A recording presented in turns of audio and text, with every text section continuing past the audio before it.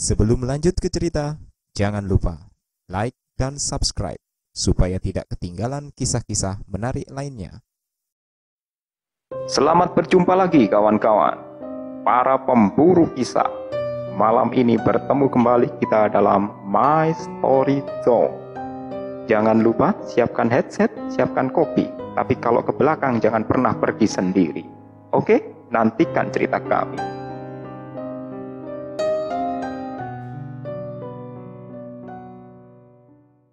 Halo sahabat, Assalamualaikum warahmatullahi wabarakatuh. Kita bertemu lagi di Misteri Zone, kumpulan cerita-cerita misteri dari para kontributor maupun pengalaman pribadi. Malam hari ini kita ada satu kiriman cerita. Dari siapa Kang Surya? Ya, ini dari seseorang ya, yang kebetulan ada pengalaman kisah unik, misteri yang menimpa keluarganya. Jadi ya beliau tidak mau menyebutkan namanya gitu. Ya, mungkin lebih jelasnya Kang Surya bisa menceritakan kisahnya.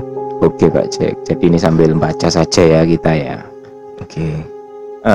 Kebetulan ini ceritanya ya terkait dengan hal-hal yang mungkin masih awam di zaman sekarang ini Pak Jack ya.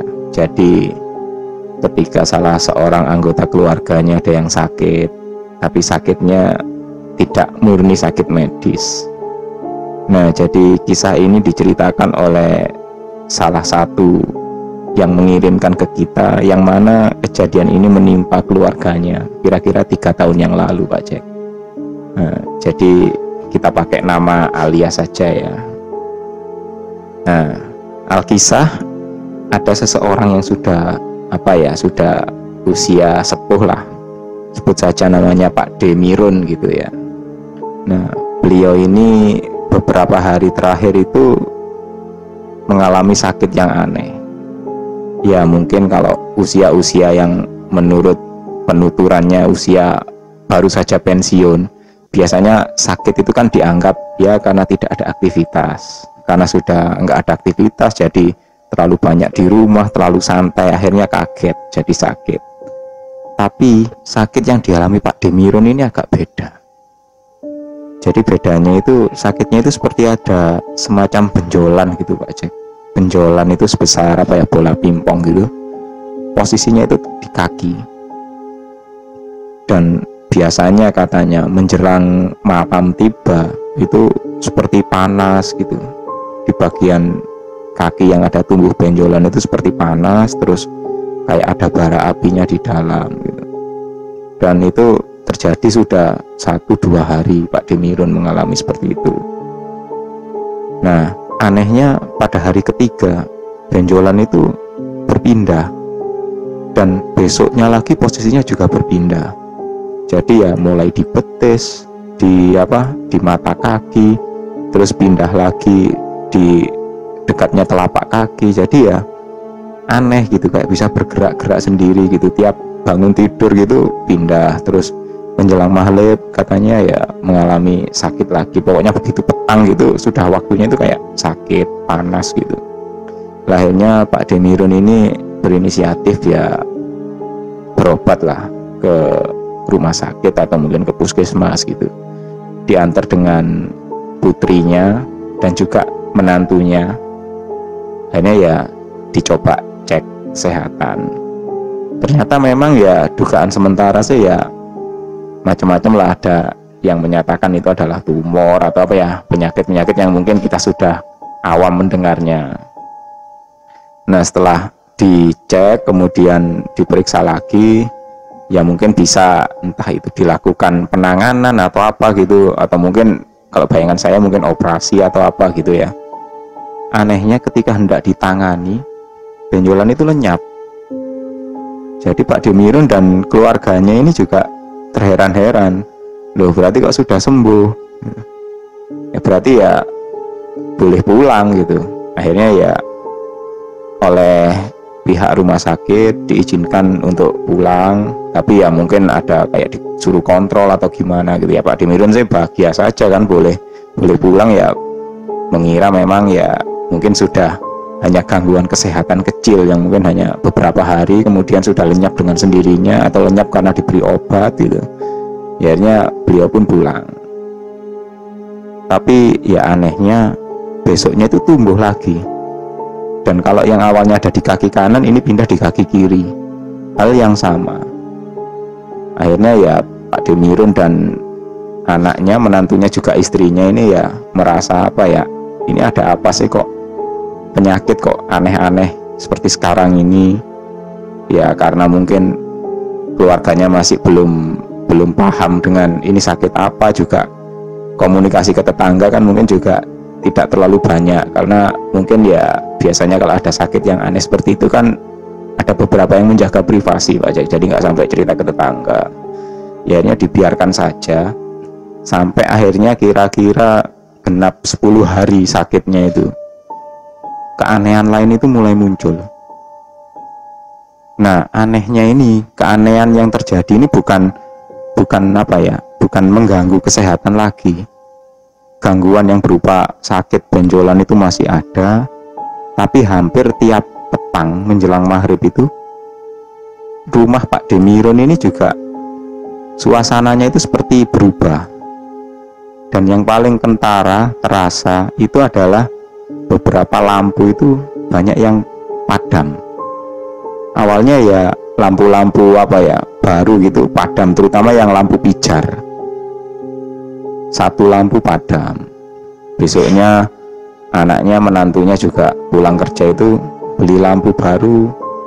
Giliran lampu yang lain mungkin kalau bukan lampu pijar kayak lampu apa ya, lampu TL gitu, tidak padam tapi sudah berkedip-kedip seperti mau putus gitu. Dan itu terus berlangsung. Sementara Pak Demirun sakitnya yang kakinya benjolan itu juga belum sembuh. Tapi ya di rumah ini kok sepertinya listriknya agak trouble atau gimana gitu. Tapi ya kalau tayangan televisi dan lain sebagainya, istilahnya untuk mungkin ngecas HP atau apa, itu tidak ada gangguan. Alat-alat rumah tangga lain tidak ada gangguan. Mungkin karena apa ya, karena yang diincar itu ya mungkin masalah penerangan. Jadi ya area-area yang mana yang bikin kondisi rumah terang itu seolah-olah padam. Sebenarnya istrinya Pak Demirun dan Pak Demirun sendiri sudah merasa ini bukan hal yang normal, tapi ya karena mereka apa ya, masih belum paham sepenuhnya hal-hal seperti itu, jadi ya mereka berinisiatif, coba sih mungkin kita cerita-cerita ke tetangga atau mungkin tanya orang-orang yang paham gitu. Tapi ya karena waktu itu ceritanya menantunya yang Pak Demirun ini keberatan dengan hal itu. Tidak perlu, mungkin ini hanya gangguan listrik dan apa ya, ya istilahnya ada peralatan rumah yang rusak atau mungkin listrik di rumah nggak stabil. Ya karena menantunya apa berpendapat seperti itu, akhirnya ya Pak Demirun dan istrinya ya diam saja, ya mungkin mengalah lah, karena mungkin apa ya, suami anak kesayangannya gitu, jadi ya ndak terlalu memaksa untuk melanjutkan keinginannya gitu. Nah akhirnya kejadian itu pun terus berlangsung sampai kira-kira 2 minggu dari awal Pak Demirun itu masuk ke rumah sakit. Akhirnya karena kondisinya semakin tidak menentu dan juga hampir tiap hari itu, ya tiap hari memang beli lampu baru, ganti lagi, besoknya yang sebelah sana yang padam, yang sebelah sana mulai meredup. Ya akhirnya kayak seperti dipermainkan gitu. Akhirnya kondisi di rumah itu juga tidak nyaman. Terus kayak apa ya, orang tua dan anaknya ini kayak komunikasinya, kondisi sakit tapi komunikasinya kok tidak baik. Akhirnya ya sudahlah, panggil aja lah, kita cari orang yang bisa benerin listrik gitu aja. Mungkin di rumah ini ada sesuatu yang bermasalah.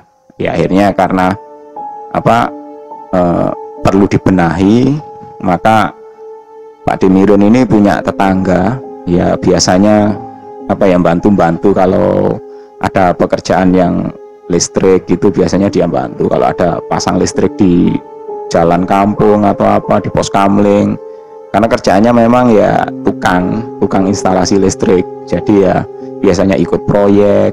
Biasanya kalau nggak ada kerjaan ya ada kegiatan lain lah, yang penting kelihatan bekerja. Jadi masih muda, namanya Mas Jalal. Nah, Pak Demirun ini manggil tetangganya Mas Jalal itu bahwa kalau listrik di rumahnya kayaknya perlu dibenahi. Nah, anak dan menantunya sudah menyampaikan, sudahlah Mas Jalal nanti dilihat dulu aja, mungkin dari area mana yang rusak diperiksa semua aja, soalnya ini bapak lagi sakit. Jadi ya kalau lampu rumah seringkali padam gini kan juga tidak nyaman gitu. Nah, akhirnya Mas Jalal ini pun datang setelah dikontak, itu ditelepon datang. Nah, Mas Jalal ini sebenarnya ya bukan sekedar tukang instalatir biasa. Jadi ya walaupun masih muda gitu, tapi Mas Jalal ini sedikit punya pengetahuan yang hal-hal yang mistis itu dia sedikit paham. Makanya ketika dia ditelepon oleh anaknya Pak Demirun, ya dia langsung datang dan paham bahwa di rumah ini memang ada sesuatu yang nggak beres. Tapi ya karena mungkin dia merasa tidak perlu bercerita, akhirnya ya dia datang, kemudian ngecek semua listrik, ya akhirnya ngobrol-ngobrol dengan kedua istri dan anaknya Pak Demirun dan keluarganya. Dia ngobrol kira-kira rusaknya mulai kapan, terus apa saja yang trouble. Nah, akhirnya sambil ngobrol itu dia juga nanya-nanya, loh Pak Demirun sakit apa gitu. Jadi ya mulailah satu demi satu keluarga ini bercerita, oh iya sakitnya gini, termasuk menantunya pun juga yang tidak percaya dengan hal-hal aneh itu juga mulai bercerita, iya bapak sakit dibawa ke rumah sakit, tapi ya hasilnya seperti ini, dikira sembuh tapi kayaknya penyakitnya balik lagi. Oh iya, akhirnya Mas Jalal ini pun gini aja, nanti ini sudah tak lihat semua, nanti saya tak ambil alat-alat dulu deh, kira-kira nanti sore saya balik ke sini. Ya sebenarnya istrinya Pak Demirun, anaknya juga menantunya juga heran, ini kok mau benerin listrik kok nunggu sore gitu, ini kan sudah siang. Oh mungkin ngambil alat. Nah biasanya kalau benerin listrik sore-sore kan malah justru gelap ya, jadi kenapa nggak sekalian besok pagi gitu pikirnya. Tapi ya karena Mas Jalal nyampaikan, sebentar kok, cuma ngambil alat-alat aja, nanti sore saya kesini lagi katanya gitu. Ya akhirnya ya mereka keluarga pun memaklumi. Akhirnya menjelang sore, kira-kira jam 4 sore itu Mas Jalal datang. Dia juga bawa peralatan sederhana, sebenarnya peralatan listrik sederhana. Termasuk yang nggak lupa dia bawa satu kantong itu, katanya itu isinya ya lilin sama kayak serbuk garam gitu, garam dapur atau garam apa gitu. Nah ini yang keluarganya Pak Demirun ini tidak tahu, dikiranya cuma semua itu alat-alat kelistrikan lah untuk ngecek atau apa gitu. Ya akhirnya dipersilahkan, terus Mas Jalal ini datang nyampaikan, Pak Demirun di kamarnya. Oh iya di kamarnya. Gini aja, mungkin nanti kalau jaga-jaga, kalau misalkan pasang listriknya ini nanti ketika dicek ada masalah terus lampunya padam, ini saya bawa lilin buat jaga-jaga gitu. Oh iya, aja ditaruh di kamar, dinyalakan aja, takutnya nanti benerin listriknya sampai malam ya. Ya awalnya keluarganya Pak Demirun juga heran, ini kok benerin listrik kok sampai malam gitu. Ya sudah dibiarkan saja deh. Akhirnya ketika lilin dinyalakan di kamarnya Pak Demirun, termasuk di beberapa area dalam rumah, mulailah Mas Jalal ini bergerak. Jadi bergerak dalam tanda kutip itu, entah apa yang dia lakukan. Sepertinya dia itu memasang kayak menyambung kabel beberapa titik lampu itu dengan alat-alat sederhana yang mungkin arusnya itu entah diputar balik, entah gimana. Lah ini yang tidak diceritakan oleh anaknya Pak Demirun ini. Jadi ya taunya dia cuma Mas Jalal itu kayaknya memasang kabel dan kayaknya memutar instalasi gitu. Terus di area samping rumah itu kok Mas Jalal itu menaburkan garam. Jadi di area lorong samping rumah, yang mana jendelanya itu, jendela dari lorong itu langsung berhadapan dengan kamarnya Pak Demirun. Ya di sepanjang lorong itu kok ditaburi garam gitu. Ya karena merasa ada yang aneh. Ya keluarganya Pak Demirun juga bertanya, ada apa? Oh enggak, ini jaga-jaga saja, soalnya kayaknya ini ya tiap menjelang petang mesti lampunya padam. Iya, oh iya makanya itu lah. Sementara menantunya Pak Demirun ini, suaminya si anaknya ini akhirnya juga merasa heran, sebenarnya ada apa sih Mas? Oh iya enggak apa-apa, anu aja, nanti Bapak dijaga aja, takutnya sebentar lagi lampunya padam, itu katanya Mas Jalal. Akhirnya ditunggu Mas Jalal itu sambil pura-pura benerin listrik. Cuman sebenarnya katanya dia nggak benerin listrik, ya cuma pura-pura aja, kayaknya sambil entah berdoa entah apa gitu. Lama sekali sampai waktu itu sudah menjelang jam 6 sore, sebelum adzan maghrib itu, tiba-tiba di area lorong yang tadi ditaburi garam itu beberapa lampunya yang biasanya padam, atau kalau lampu TL itu kayak meredup, sore itu tidak sekedar padam lagi, tapi kayak ada letusan gitu. Jadi duar, dan bola lampunya itu pecah. Dan ketika bola lampu pecah, terdengar suara kayak hewan buas gitu, kayak menggeram gitu, gitu, kayak marah gitu, antara marah, kesakitan atau apa gitu ya. Dan seisi rumah itu sampai dinding itu terasa bergetar gitu, gara-gara suara yang menggeram itu tadi. Akibatnya orang satu rumah itu kaget semua, termasuk Pak Demirun yang lagi rebahan santai di dalam kamar itu sempat terhenyak juga. Nah karena suara itu cukup aneh dan seperti binatang buas itu, akhirnya ya semua itu pada berlarian. Karena Pak Demirun mungkin ya kakinya masih sakit, dia tetap tinggal di kamar. Dan beneran setelah suara itu menghilang, semua lampu tiba-tiba padam. Jadi kayak satu rumah itu listriknya mati semua. Akhirnya untung Mas Jalal ini sudah membawa senter dan lain sebagainya, serta lampu di dalam rumah itu sudah diganti lilin nyala semua, ada penerangan nyala semua, jadi ya nggak terlalu gelap. Ketika mereka semua keluar di area lorong itu, termasuk Mas Jalal itu ngecek, ternyata di situ tuh penuh dengan kayak asap gitu. Kondisi lampu padam, disorot dengan senter, di lorong itu kayak ada asap. Dan di bagian bawah itu yang tadi ditaburi garam, itu garamnya sudah kayak berserakan gitu, kayak disapu tapi asal disapu gitu. Dan ada bau itu seperti bau gosongnya rambut yang terbakar. Nah dari situ Mas Jalal mulai diam, perlahan itu nggak lagi diam, dia tuh bicara, ini kayaknya ada yang berniat tidak baik. Kebetulan ini yang sering mainan lampu, yang sering mainan listrik, yang gangguin di rumah ini kayaknya sudah saya kerjai, katanya gitu. Kayaknya dia kapok ini, dia lari tadi. Siapa? Ya itu ada sosok yang memang mengganggu gitu. Nah ketika mereka semua sedang meriksa di area lorong, tiba-tiba di dalam itu Pak Demirun itu kayak menggeram juga, tapi suaranya bukan suaranya Pak Demirun gitu, kayak ada suara binatang gitu. Akhirnya semuanya pun berlari ke dalam kamar, dan Pak Demirun itu cuma diam, matanya melotot gitu, nggak bisa berkedip sama sekali, tapi mulutnya itu kayak ngorok, menggeram gitu. Akhirnya sama Mas Jalal, aja tolong dibantu baca doa gitu, berdoa bareng aja.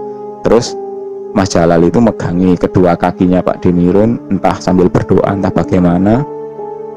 Kemudian tiba-tiba Pak Demirun itu kayak seperti disengat listrik gitu, terkejut gitu, terbangun. Kemudian sama Mas Jalal dituntun berdoa, disuruh baca doa. Akhirnya ya perlahan dengan mulut terbata-bata Pak Demirun pun berdoa. Akhirnya ya dia berkata, kok tadi itu ada orang ya besar banget itu, tubuhnya hitam itu, kok seperti megangi tubuh saya gitu, menindih tubuh saya. Oh iya Pak D, itu tadi orangnya sudah lari. Soalnya apa?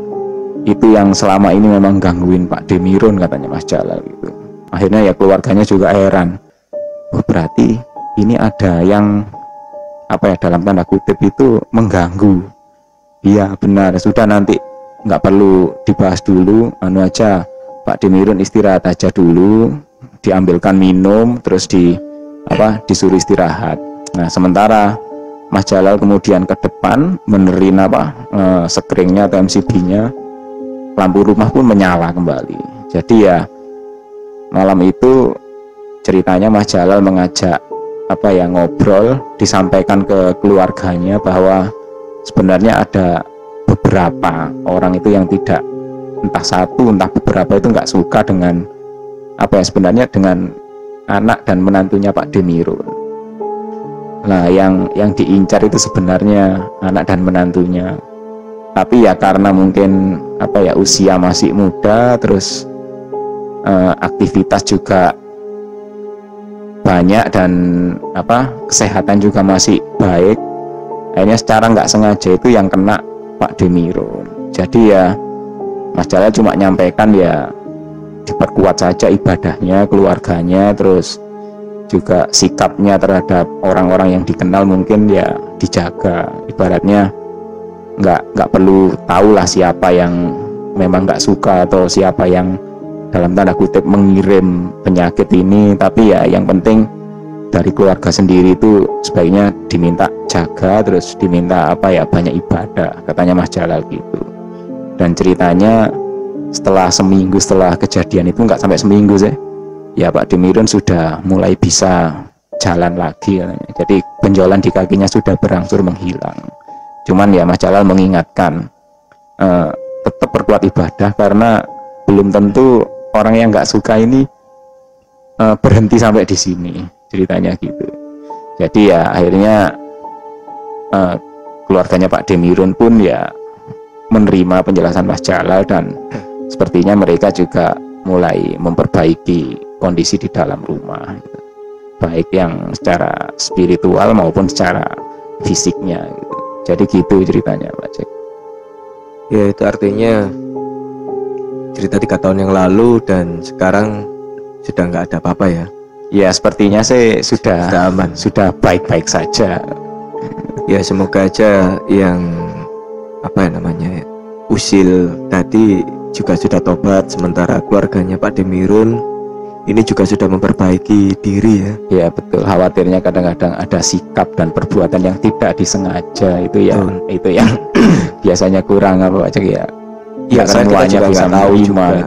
Iya. Padahal kita nggak punya niat jelek, tapi orang lain menganggap atau tersinggung dengan sikap kita itu juga bisa jadi. Apalagi yang kayak gitu Kang, ya serem ya. Ya ibaratnya sampai ngirim-ngirim kayak gitu. Tapi itu banyak terjadi sebenarnya. Jadi sebagai peringatan aja buat kita bahwa apapun bisa terjadi, dan yang penting untuk kita adalah menjaga sikap ya. Ya menjaga sikap dan menghormati orang lain, dan juga memperbanyak ibadah. Betul itu Kang.